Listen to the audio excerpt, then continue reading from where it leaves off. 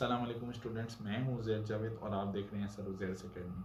आज हम topic cover करने वाले हैं फर्स्ट ईयर अकाउंटिंग का, जिसका नाम है जनरलाइजिंग। और जनरलाइजिंग में हम अपने 3 बेसिक नेचर ऑफ अकाउंट्स के बारे में पढ़ेंगे, जिनका नाम है एसेट्स, लायबिलिटीज एंड प्रोप्राइटरशिप। और जिन्होंने मेरी बेसिक कॉन्सेप्ट्स ऑफ अकाउंटिंग की वीडियोस नहीं देखी हैं तो मैं उनका लिंक डिस्क्रिप्शन में दे दूंगा, तो फिर वहाँ आप जाके देख सकते हैं। तो अभी के लिए चलते हैं इस वीडियो की तरफ।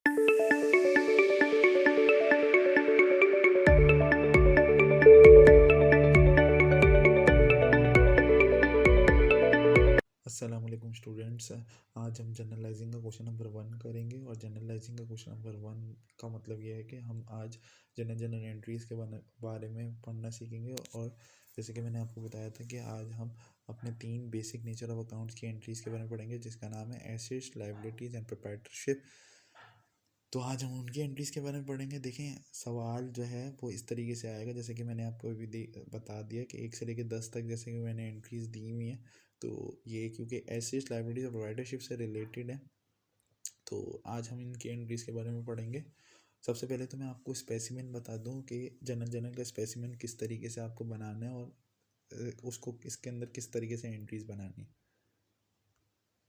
तो सबसे पहले स्पेसिमेन आपको नज़र आ रहा होगा, इसमें सबसे ऊपर जो है वो बिज़नेस का नाम लिखना है आपको। जो अगर बिज़नेस का नाम मौजूद है सवाल में तो वो सवाल में लिखा जाएगा, और अगर नहीं है तो फिर मैंने जैसे लिखा है XYZ ट्रेडर्स, तो आप भी XYZ ट्रेडर्स लिख सकते हैं। लेकिन लिखना ज़रूरी है, अगर आपने नहीं लिखा तो मार्क्स आपके डिडक्ट हो जाएंगे। इसके बाद हमने लिखना है for the month of December 31, यानी कि जिस मंथ की बात हो रही होगी सवाल में उस मंथ का नाम लिखना है और उसकी आखिरी डेट लिखनी है, और अगर ईयर मौजूद है तो ईयर भी लिखना है। लेकिन अगर नहीं है मंथ तो फिर आप December 31 लिख सकते हैं।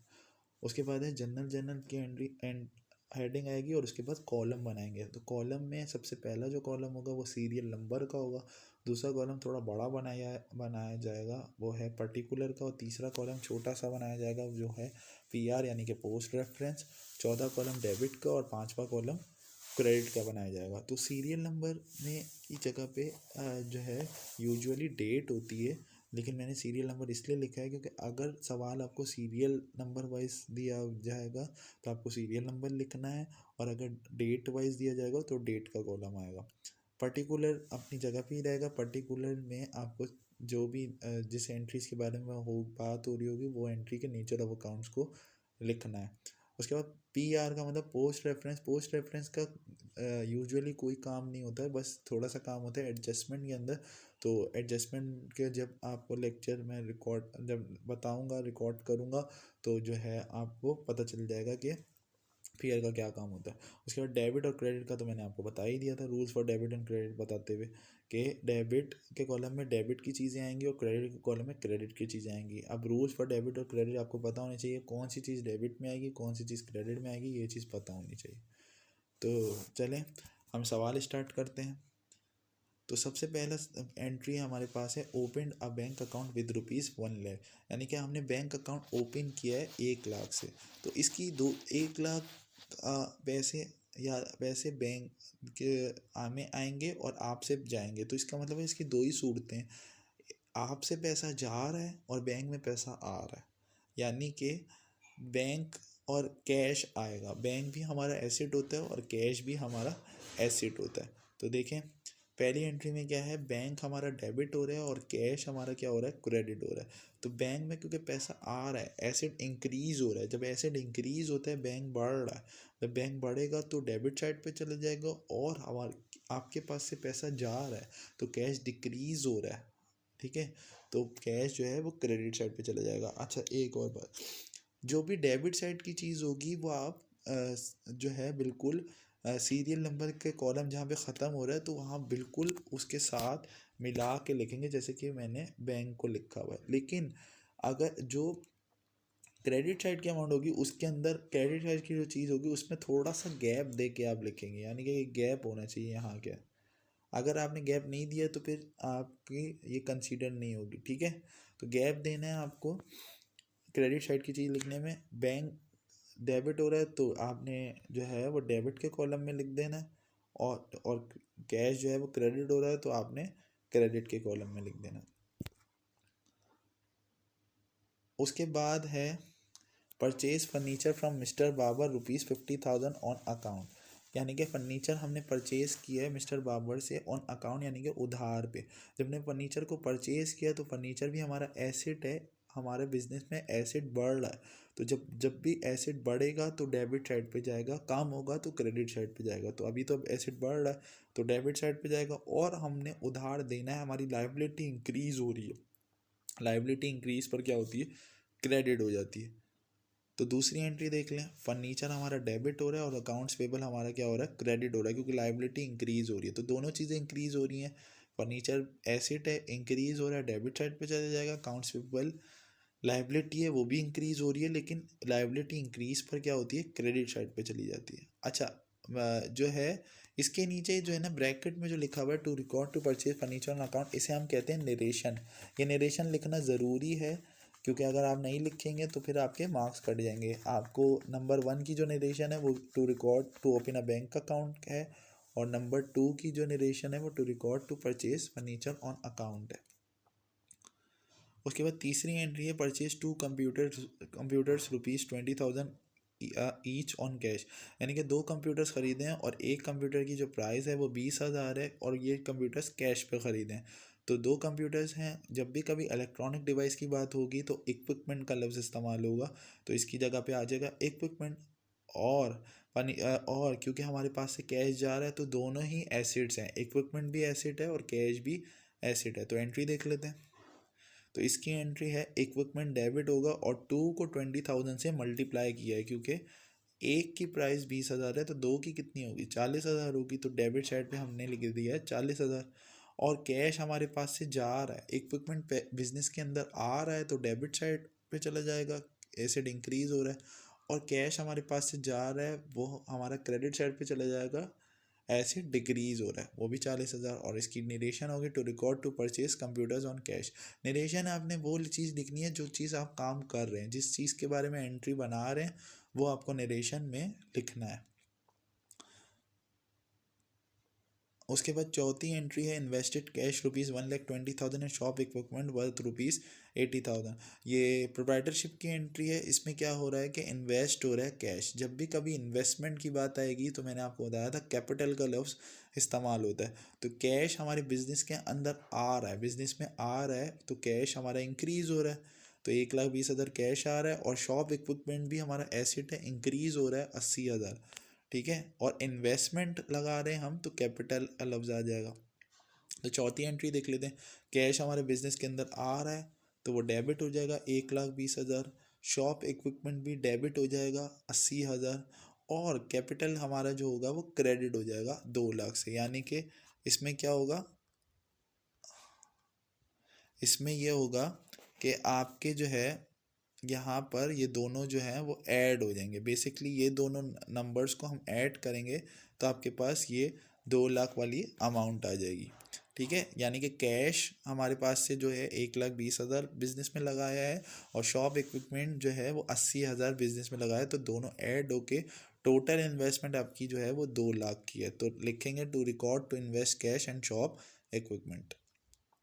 उसके बाद पांचवी एंट्री है रिसीव कैश ऑन अकाउंट ₹50,000, यानी कि कैश आपने रिसीव किया है, उधार वाला पैसा रिसीव किया है, यानी कि वो उधार जो कि आपने दिया था और आपने लेना है। लेने वाला उधार जो होता है वो अकाउंट रिसीवेबल होता है, और देने वाला अकाउंट्स पेएबल होता है। तो इसमें उधार हमारा ख़त्म हो रहा है, यानी कि हमने किसी को उधार दिया था और वो ख़त्म हो रहा है। तो इसमें जो है ना अकाउंट रिसीवेबल आएगा और कैश का लफ्ज़ इस्तेमाल आएगा, क्योंकि रिसीव कर रहे हैं हम कैश। तो पांचवी एंट्री देख लेते हैं। कैश क्योंकि रिसीव कर रहे हैं, कैश एसेट होता है, इंक्रीज पर क्या हो जाता है, डेबिट हो जाता है। तो 50,000 हमने डेबिट कर दिया। इस और अकाउंट रिसीवेबल भी हमारा एसेट ही होता है, लेकिन वो हमारा उधार ख़त्म हो रहा है, कम हो रहा है। जब कम हो रहा है, एसेट कम होता है, तो फिर क्रेडिट साइड पे चला जाता है, तो अकाउंट रिसीवेबल क्रेडिट साइड पे चला जाएगा 50,000। सही है, यानी कि अकाउंट रिसीवेबल वाला जो उधार होता है वो ख़त्म होता है तो क्रेडिट साइड पे चला जाता है, और देने वाला जो उधार होता है यानी कि पेएबल वाला उधार जब ख़त्म होगा तो वो डेबिट साइड पे चला जाएगा। इसके बाद है हमारी छठी एंट्री जिसका है कैश डिपॉजिटेड इन बैंक ₹20,000, यानी कि कैश डिपॉजिट किए हैं बैंक के अंदर और कितने 20,000, यानी कि कैश जब हम बैंक में डिपॉजिट करते हैं इसकी एंट्री बिल्कुल वैसी ही बनेगी जैसे एंट्री नंबर 1 है। जैसे बैंक अकाउंट ओपन करते हुए जो एंट्री बनाई थी वही कैश डिपॉजिट इन बैंक करते हुए एंट्री बनाएंगे। तो देख लेते हैं। तो छठी एंट्री है बैंक डेबिट और कैश क्रेडिट। ये बिल्कुल वैसी ही एंट्री है जैसे हमने पहली एंट्री बनाई थी। बैंक में पैसा आ रहा है तो डेबिट हो जाएगा, और हमारे पास से पैसा जा रहा है तो वो क्या हो जाएगा, क्रेडिट हो जाएगा। तो दोनों ही एसिड हैं, एक एसिड जो है वो इंक्रीज हो रहा है तो डेबिट हो गया, और एक एसिड डिक्रीज हो रहा है तो क्रेडिट हो गया। तो नरेशन में लिख देंगे to record to deposit cash into bank. उसके बाद 7वीं एंट्री है received commission in advance through a cheque of ₹12,000। अच्छा, एक चीज़ मैं आपको बता दूं कि चेक का लफ्ज़ जब भी आएगा तो बैंक का लफ्ज़ पर्टिकुलर के अंदर आपने लिखना है, क्योंकि चेक जो है वो बैंक से ही रिलेटेड लफ्ज़ है। यानी कि हम जब भी कभी पेमेंट करें चेक की या कोई चेक रिसीव करें तो बैंक का लफ्ज़ आएगा, क्योंकि हम रिसीव कर रहे हैं चेक। तो जब हम चेक को रिसीव करते हैं तो हमारा जो बैंक है वो क्या हो जाएगा, इंक्रीज़ हो जाएगा। जब वो इंक्रीज़ होगा तो वो डेबिट साइड पे चला जाएगा। और हम एडवांस रिसीव करें, दो किस्म के एडवांस होते हैं, ये मैंने बेसिस कॉन्सेप्ट्स ऑफ अकाउंटिंग में बताया था आपको कि दो किस्म के एडवांस होते हैं, एक एडवांस हम लेते हैं और एक एडवांस देते हैं। तो ये लेने वाला एडवांस है। तो देखें 7वीं एंट्री हमारा जो बैंक, क्योंकि हम रिसीव कर रहे हैं तो बैंक हमारा डेबिट हो जाएगा 12,000 से, और अनअर्न्ड कमीशन हमारा क्रेडिट हो जाएगा। ये अनअर्न्ड जो होता है वो एडवांस होता है नेचर, और अनअर्न्ड जो होती है हमारी लाइबिलिटी होती है, और क्योंकि लाइबिलिटी हमारी इंक्रीज़ हो रही है तो वो क्या हो जाएगी, क्रेडिट साइड पे चली जाएगी 12,000। यानी कि जब भी आप एडवांस लेंगे तो अनअर्न्ड का लफ्ज़ आएगा, और एडवांस देंगे तो प्रीपेड का लफ्ज़ आ जाता है। तो अभी तो हम ले रहे हैं तो इसलिए अनअर्न्ड कमीशन लिखेंगे, कमीशन ले रहे हैं तो अनअर्न्ड कमीशन।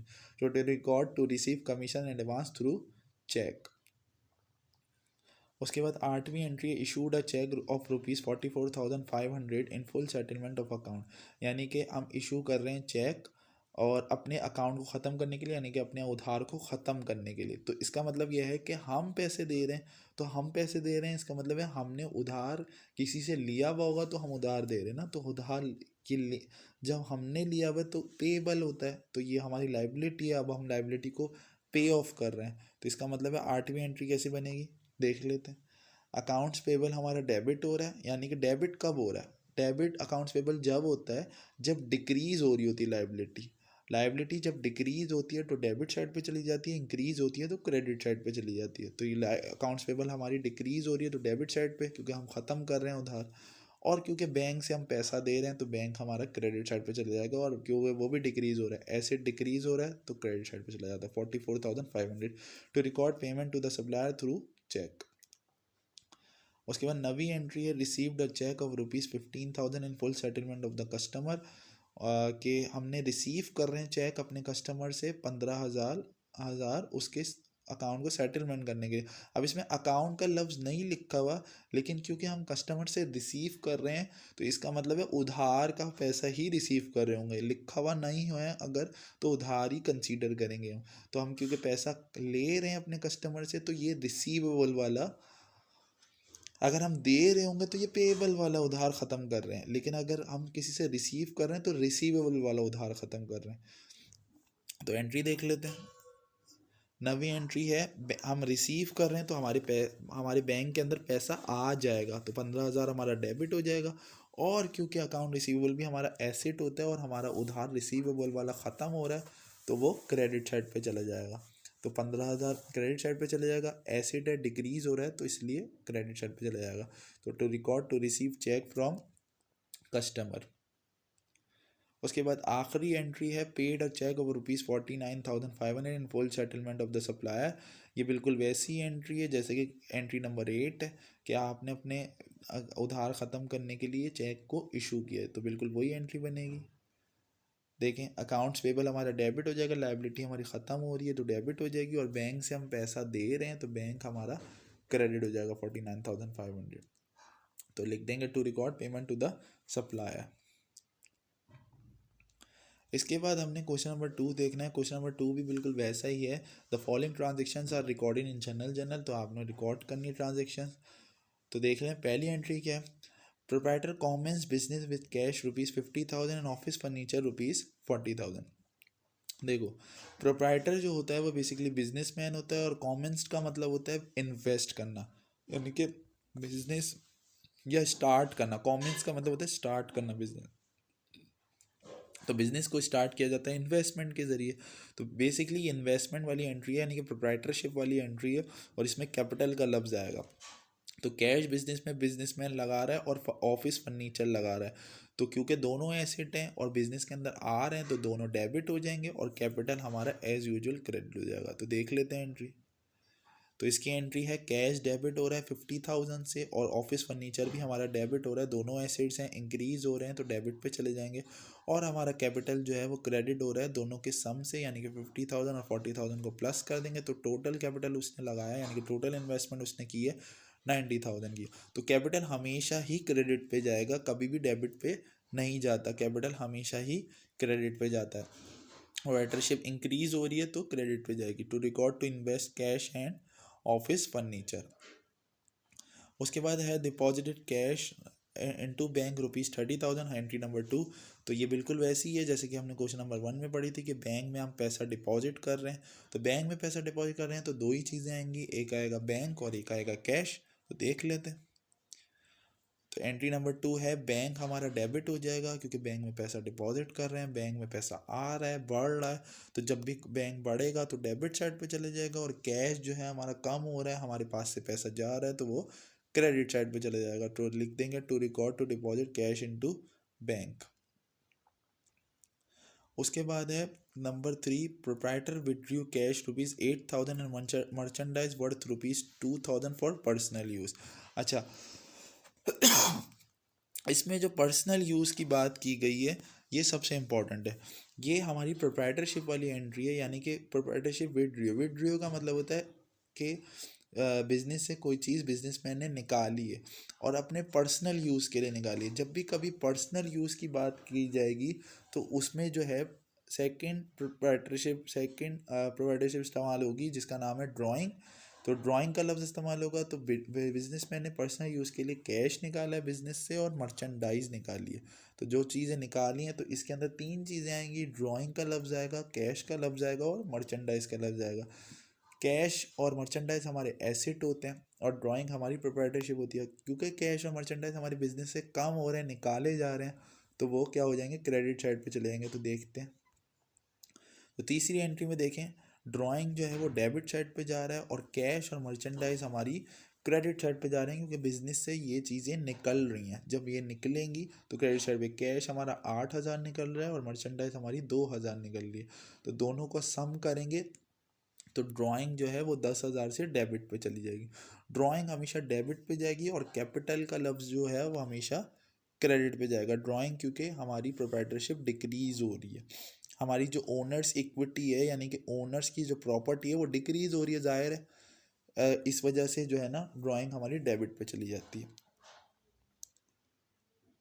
उसके बाद चौथी एंट्री है, open the bank account with cash ₹10,000। ये बिल्कुल वैसी ही एंट्री है जैसे कि हमने क्वेश्चन नंबर 1 में करी थी कि बैंक अकाउंट ओपन किया है हमने, और ये एंट्री नंबर 2 की तरह है। तो बैंक अकाउंट ओपन किया कैश से, तो बैंक हमारा बढ़ जाएगा, बैंक में पैसा चला गया और कैश हमारा कम हो गया।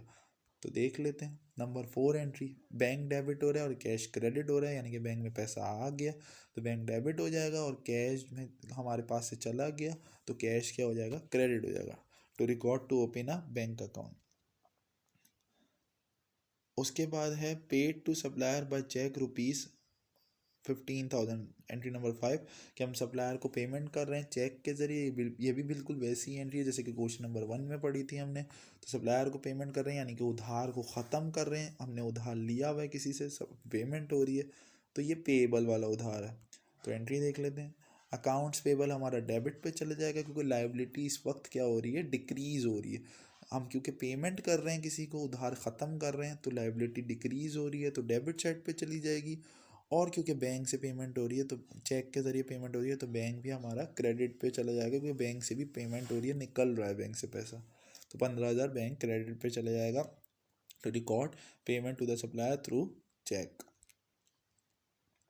उसके बाद है entry number 6, deposited cash into bank ₹20,000, यानी कि ये बिल्कुल वैसी ही एंट्री है जैसे एंट्री नंबर 2। तो बैंक में पैसा आ जाएगा और हमारे पास से पैसा चला जाएगा 20,000। तो देख लेते हैं, बैंक हमारा डेबिट हो रहा है 20,000 और कैश हमारा क्रेडिट हो रहा है 20,000, यानी कि बैंक में पैसा आ गया तो डेबिट हो जाएगा और हमारे पास से पैसा चला गया तो क्रेडिट हो जाएगा। To record to deposit cash into bank. फिर 7वीं एंट्री है विदड्रू कैश फ्रॉम बैंक ₹5,000। अच्छा, ये चीज़ समझने की ज़रूरी है। देखें, विदड्रू का लफ्ज़ जो है एंट्री नंबर 7 में भी आ रहा है और एंट्री नंबर 3 में भी आ रहा है, लेकिन जो मैंने रेड लाइन की लिखी हुई है वो सबसे इम्पोर्टेंट है। अगर पर्सनल यूज़ का लफ्ज़ इस्तेमाल होगा तो ड्राइंग का लफ्ज़ आएगा, अगर पर्सनल यूज़ का लफ्ज़ इस्तेमाल नहीं हो रहा तो ड्राइंग का लफ्ज़ नहीं आ रहा। ये सिंपली बैंक से पैसा निकाला जा रहा है किसी काम के लिए, पर्सनल यूज़ के लिए नहीं, किसी बिजनेस के काम के लिए ही निकाला जा रहा होगा। ठीक है, तो पर्सनल यूज़ लिखा होगा तो ड्राइंग का लफ्ज़ आएगा, अगर पर्सनल यूज़ नहीं लिखा हुआ तो ड्राइंग का लफ्ज़ नहीं आएगा। तो एंट्री देख लेते हैं। तो बिजनेस से पैसा हम निकाल रहे हैं, बिजनेस से पैसा हम निकाल रहे हैं एंट्री नंबर 7। तो कैश हमारा जो होगा वो डेबिट हो जाएगा, हमारे पास से पैसा आ रहा है 5,000 हमारा डेबिट हो जाएगा और बैंक से पैसा निकल रहा है, बैंक से पैसा निकल रहा है तो हमारा जो बैंक है वो क्रेडिट साइड पे चलेगा, यानी कि हमारे पास पैसा आ रहा है तो 5,000 हम डेबिट और बैंक से पैसा निकल रहा है तो 5,000 credit. To record to withdraw cash from bank. उसके बाद 8वीं एंट्री है paid shop rent in advance ₹10,000। ये बिल्कुल वैसी ही एंट्री है जैसे कि हमने क्वेश्चन नंबर 1 में पढ़ी थी, लेकिन एडवांस वाली। लेकिन उस वक्त एडवांस हम रिसीव कर रहे थे, अब एडवांस हम पे कर रहे हैं। तो जब हम एडवांस पे करते हैं तो वो एसेट कहलाता है और अगर हम एडवांस रिसीव करते हैं तो लाइबिलिटी कहलाती है। तो अभी हम पे कर रहे हैं तो ये एज अ एसेट होगा। देख लेते हैं एंट्री। तो 8वीं एंट्री है प्रीपेड शॉप रेंट, यानी कि हम प्रीपेड दे रहे हैं, एडवांस दे रहे हैं। तो 10,000 प्रीपेड शॉप रेंट हमारा जो है एसेट है। प्रीपेड जो होता है वो एसेट होता है, इंक्रीज पर क्या हो जाता है, डेबिट हो जाता है। और कैश क्योंकि हम पेमेंट कर रहे हैं तो कैश हमारे पास से जा रहा है, कैश लेकिन लिखा हुआ नहीं है, लेकिन पेड का लफ्ज़ जब भी होगा तो कैश जा रहा होगा। तो कैश जब हमारे पास से जा रहा है तो कैश हमारा क्रेडिट हो जाएगा, निकल रहा है। तो 10,000 हमारा क्रेडिट साइड पे चला जाएगा। टू रिकॉर्ड टू पे रेंट इन एडवांस। उसके बाद 9वीं एंट्री है हमारे पास कलेक्टेड कैश फ्रॉम कस्टमर ₹70,000, यानी कि कैश हम कलेक्ट कर रहे हैं कस्टमर से। अब ये नहीं लिखा हुआ कि क्यों किस वजह से कलेक्ट कर रहे हैं, तो इसका मतलब है उधार का पैसा ही कलेक्ट कर रहे होंगे। तो ये रिसीवेबल वाला उधार है कि कैश हम खरीद ले रहे हैं, तो क्योंकि कैश हमारे बिजनेस में आ रहा है तो कैश हमारे डेबिट हो जाएगा, और क्योंकि उधार ख़त्म हो रहा है रिसीवेबल वाला तो वो क्रेडिट साइड पे चला जाएगा। तो एंट्री देख लेते हैं। तो नवी एंट्री देखें वैसे ही है, कैश हमारे पास से आ रहा है तो कैश डेबिट हो जाएगा 70,000, और अकाउंट रिसीवेबल हमारा उधार ख़त्म हो रहा है तो वो भी 70,000 हो जाएगा, लेकिन क्रेडिट साइड पे, क्योंकि एसिड है डिक्रीज हो रहा है तो क्रेडिट साइड पे चला जाएगा। To record to collect cash from customer. उसके बाद आखिरी एंट्री है पेड टू सप्लायर्स ₹4,000, यानी कि हम सप्लायर को पेमेंट कर रहे हैं। तो ये बिल्कुल वैसी एंट्री है जैसे कि मैंने पहले भी आपको बताई इसकी एंट्री नंबर 5 की तरह। तो हम सप्लायर को पे कर रहे हैं, तो हम उधार दे रहे हैं, अपना उधार ख़त्म कर रहे हैं, तो इस ये है पेबल वाली एंट्री। उधार पेबल जब ख़त्म हो जाता है तो डेबिट साइड पे चला जाता है। तो एंट्री देख लेते हैं। तो एंट्री है अकाउंट्स पेबल जो है वो लाइबिलिटी है, डिक्रीज पर क्या हो जाएगी, डेबिट हो जाएगी 4,000, और कैश हमारा क्रेडिट हो जाएगा क्योंकि हम पेमेंट कर रहे हैं। तो आई होप कि आपको ये चीज़ें समझ में आ गई होंगी। अगर जो है ये हमारा पहला पार्ट है जिसमें हमने एसेट्स लायबिलिटीज़ और प्रोप्राइटरशिप को कवर किया है। इसके बाद जो हमारा जो नेक्स्ट पार्ट होगा उसके अंदर हम एक्सपेंसेस और रेवेन्यूज़ को करेंगे। तो आई होप कि आपको ये वीडियो पसंद आएगा। अगर वीडियो पसंद आई है तो आप लाइक करें, शेयर करें और सब्सक्राइब करें, और बेल आइकन को ज़रूर दबाएं ताकि आने वाली इंफॉर्मेटिव वीडियोस आप तक पहुंचती रहें। अभी के लिए इतना ही। अल्लाह हाफिज़।